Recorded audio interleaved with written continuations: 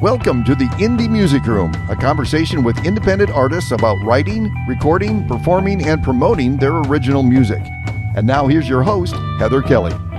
Hey, this is Heather with the Indie Music Room, and I wanted to give a big shout out to all of our fans that are following us. The last couple months have been slightly unconventional for us all. Last month, as a reminder, I interviewed Kurt Kaufman and all about his original tunes. And because I'm in quarantine, I chose somebody very special that's close to me tonight. And his name is Tim Kelly, also known as my father. Welcome, Tim. Well, hi, Dad. Hello there. You know, I've always heard the podcast on the radio, but until you get here, you didn't know this is really what the room looked like. Yeah, this is pretty much it. We've done music in here, we watch movies, we play Wii, and we conduct radio interviews. So it's a multi-purpose room. Absolutely. So just to give everyone a background, my dad was very influential in my music career, always, ever since I can remember. My first memories, he was always in a band. In fact, my grandfather was in the Glee Club way back in the day, and then my father was always in a band and several bands over the years, and I always remember him writing some of his own tunes. So we're going to talk a bit about his past and some of those tunes today. So tell me, Dad, tell me a little bit about your experience in getting into music. Always been there from church, singing in church, grabbing the harmony parts. Dad had a upright piano in the garage when I was 8 years old, and all the kids would come up and we'd play Heart and Soul, and it was just always there in music. I remember watching Dale and the Devoneers open up the shopping center, and just fascinated. And we did some smaller bands, but I guess since we're talking about writing songs, Yeah. I actually will say that when I was 16, wrote a song, had a 3-piece band, Denny Carlson, Denny Zika, and I got to play on KVFD Teen Top. Woo! Oh, my heart. That's great. That's great. And interviewed. All right. So this isn't your first rodeo. I'm ahead of you all. All right. So when you first, how old were you when you first played in a band? You know, I remember before driver's license age, I believe I played at the YMCA with Tracy Ernst. Uh-huh. That was young teenage. But that's the earliest one I can remember until I met Denny Zika and Denny Carlson. We actually started playing a little bit. Well, then somewhere along the way, you met my beautiful mother and her brother Terry, which was also a musician. Absolutely. So you two became really good friends. Yeah. And then what's interesting is Kirk and Terry were really good friends. Yeah. So it's kind of a small world how we've all come back together. But tell me a little bit about some of your band experience. Let's see. I guess I'll say the first band that it's kind of like smitten in love for the first time. It was Buckeye. Sure. And when I got the bug, I had lyrics taped to the steering wheel of a lawnmower trying to memorize Proud Mary. Right. I went in, borrowed $500 from the boss to buy a PA. I had a 59 Chevy pickup truck I used to paint signs in, and I cut it in half to make a trailer out of it. I know what that is. You know, yeah. It's still around. It's still here. Yeah. And Yeah. I am too, it seems like. But well, good. but that was the band of my heart. The Eagles came out just then, and we were fortunate enough to have a steel guitar player at the time. 4-part harmonies, 5-piece band, steel guitar. We were perfect for weddings and lounges. We were a variety band. Nice. Not a lot of writing going on, and of course, I had 2 rugrats to raise. Oh, wait a minute. I had 2 beautiful children to raise and a beautiful wife. And so I had to do copy music and play on weekends for a little supplemental. Yeah, of course. Well, that's what I remember growing up is you working hard during the week and what I'd call you as a weekend warrior. And the Exactly. band wives would get together and raise all of us kids together. And Exactly. that's Yep. just how it went. Yep. So after Buckeye, if I remember right, and forgive me if I'm wrong, but you played with a couple other bands. Was Overland Band your next band? Kid and Mary Cutting. And okay. now passed away Tim Ruby was our drummer.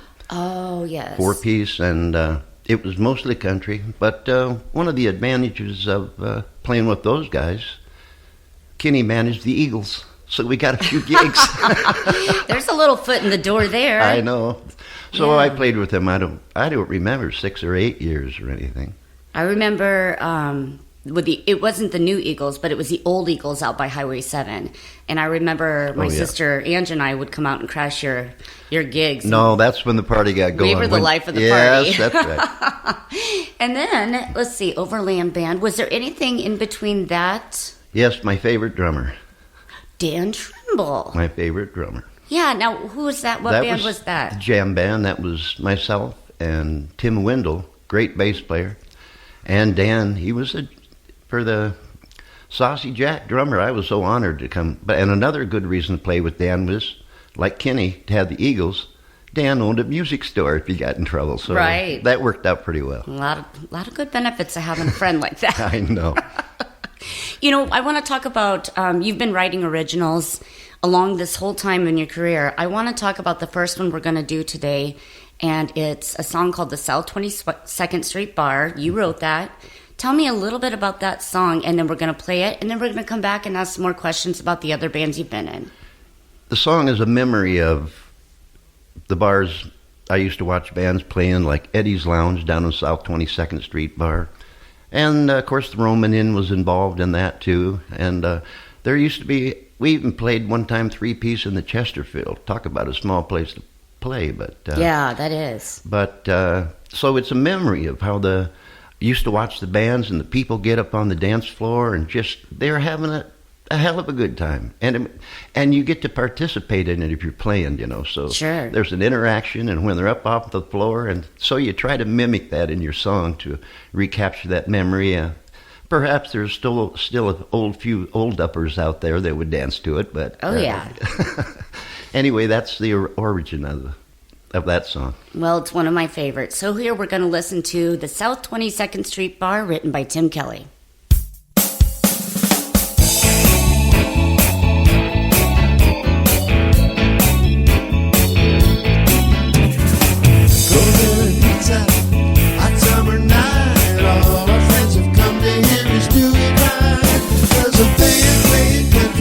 South 22nd Street Bar.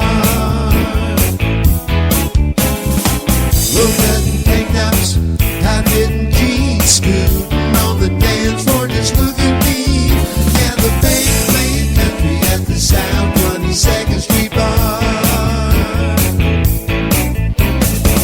Kick up your heels, toss up your hat, kick off your boots, we're gonna make it last. Fill up your pictures, tip up your cups, and everybody else what's up. Big nights approaching, the stage is set, guys are gonna get what they get.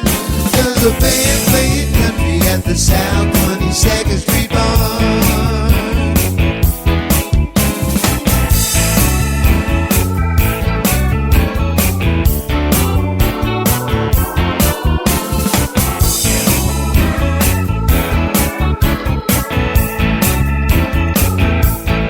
Kick up your heels, toss up your hands, take off your boots, we're gonna make it last. Fill up your pictures, tip up your cups, and everybody yell, baby, what's up? Midnight's approaching, the stage is set, guys are gonna get what they get. 'Cause the band playing country at the South 22nd Street Bar. Midnight's approaching, the stage is set, guys are gonna get what they get. 'Cause the band playing country, yeah, the band playing country, the band playing country at the South 22nd Street Bar.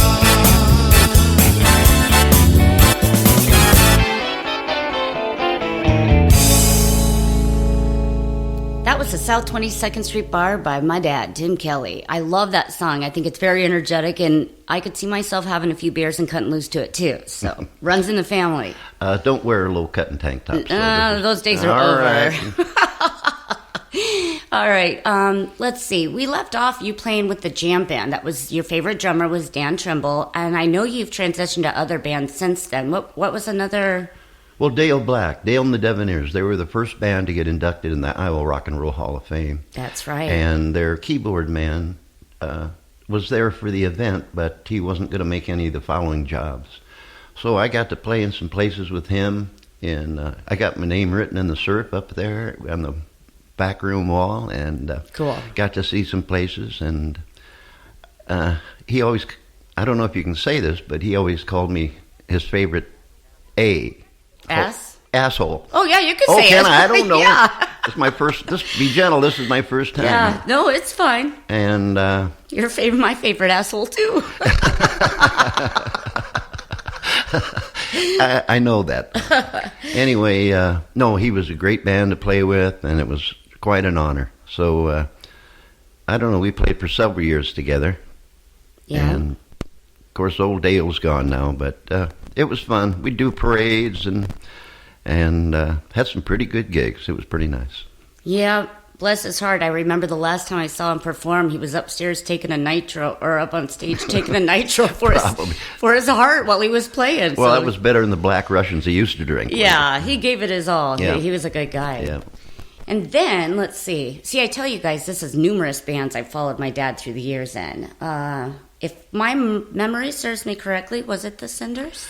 The Cinders, yep. That was a blessing. Old Don Schassel walked into my shop. I wasn't doing anything. And he wanted a keyboard man, and I had just got done with the jam band, and my fingers were good on the guitar. I didn't want to quit playing guitar, so we went over and I auditioned for him.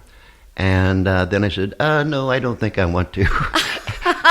And your mother said Timothy. So I went back up, and boy, those guys, I admire that band. They have a single focus. They decided on a crowd they were going to keep. They're the Iowa's longest running rock and roll band, 55 years now. And I admire Don for his business structure, and his brother Dave. He's the logistics guy, and I'm telling you, everything was in place. They were firm, but they were fair, and they could pull their old crowds out. People drive for, but this is copy music. It's not writing, you know. Although Right. Don did have a couple songs he's written, and I know he's recorded here too. So Oh, absolutely. We've seen a lot of him. And he's recently called, and we're like, no, not right now. We're in quarantine. So I know. He'll be down another day. Yep. I think the best thing that I took from that band. I can't forget Bob, the drummer. Oh, I'm sorry, Bob, too. Yeah. Bob's amazing. Yeah.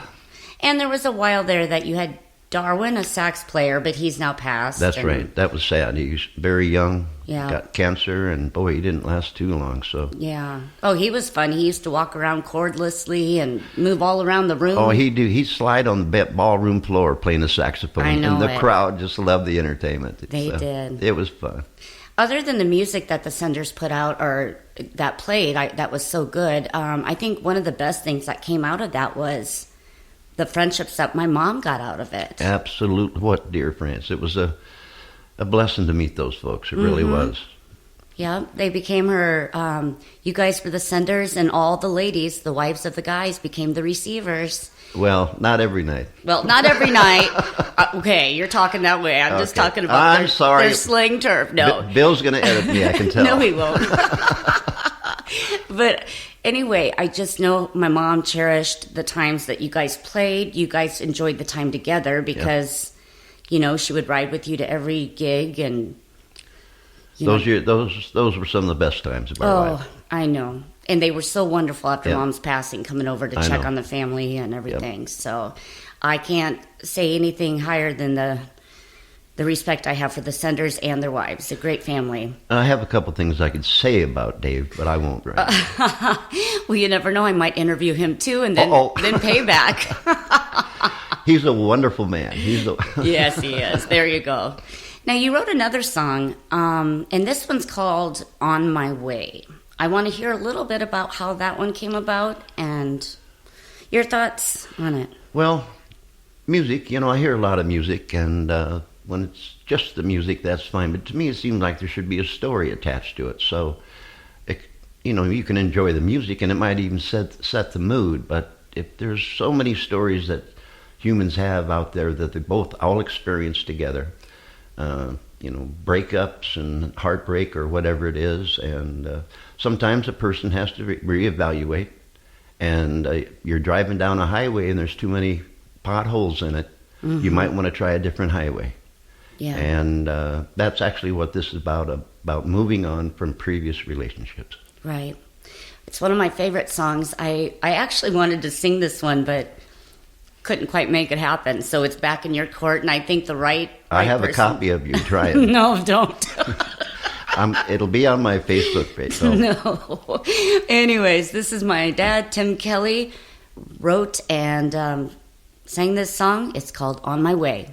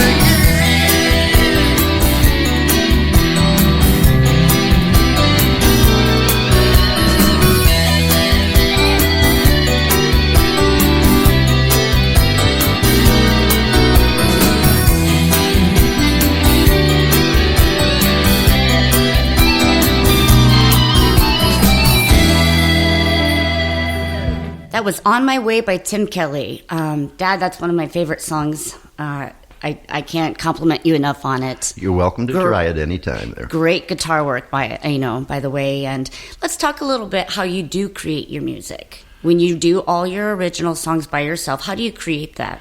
Well, I have what I call Turk Studio. Okay. That's my cat. Yes. That's his bedroom. And I have my workstation in there. So that's where the work gets done. I do depend on the keyboards for the drums and stuff. Mm-hmm. And but I can do multiple harmonies. You know, I've got 16-track recorders and things in the home, some vocal processors, and then my guitar work, or then I can play my keyboard leads too after I lay the tracks down. So it's really a lot to do. It's a great instrument. It's a Yamaha PSR series, and it's my third one I've had. I've grown up with it. I'm familiar, so. Mm-hmm. And you can come pretty close. I've even heard a drummer compliment, "Oh, that's a good drum." Yeah. Well, thank you. I said. Right, I didn't right. do anything, but so it's a workstation actually. What I was bringing up about how you record your songs is you do a lot of the background work on the keyboards, but then you do a lot of times add in like your real guitar work. Oh, Like, yeah, no. that last song, the amazing guitar work, that was ripped off by your fingers, and it sounded No, great. no. So you do kind of mix and match like live with the backgrounds. If I had a drummer, Yeah. I'd use a drummer. I understand completely. And if I had to pay him, that'd be even worse. Yeah. Yeah, I understand that. Is it correct that you're going, some of your original music, you're going under a title DK and the Digitones? TK, Or what did I say? DK. Well, I was probably still thinking about our last conversation. That sounds like that company we used to order our awnings from. Yeah, TK Digitones. And you've got one more song that you're going to share with us tonight. And I do want to mention you and Mom, right before she passed, celebrated your 50th anniversary. I made it. What an accomplishment. Thank you. I think she's just so thrilled. And now that she's gone and you've had time to work on stuff, you've really honed in on these songs, Dad, and they sound really great. Thank so you. Appreciate it. you got it and do it today. Well, like you say, of all the people to write a breakup song after I've been married 50 years, it don't seem like it makes sense, but it's what it is. This is a guy's breakup song. He's breaking up with the girl. He's had it with her shenanigans, and he's locking the door. He ain't letting her in no more. So, all right. When did you write this one? this was years ago. You don't even remember the time. Okay. Were you in Fort Dodge then? Oh or? yeah, we were at the house. It was probably 10, 12 years ago or something. Okay. Well, let's check it out. What's the title of this one? Ain't Gonna Be the Blame. Ain't Gonna Be the Blame. Here's another original by Tim Kelly.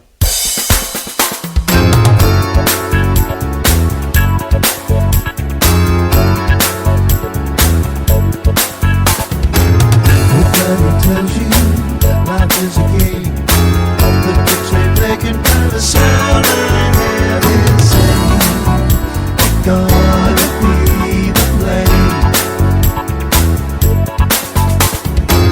Don't try to play me, I know the rules. You save your sweet talk for all those other fools. You know you think it's cool, but I ain't gonna play your games no more. Sweet talk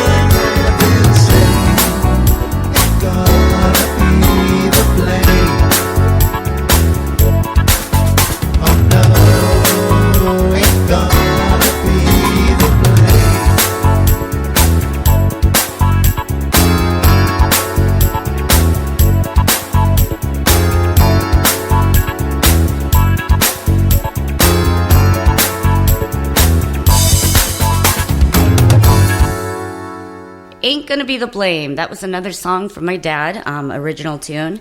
I know that he's got several more, but these are the three that we are going to showcase today.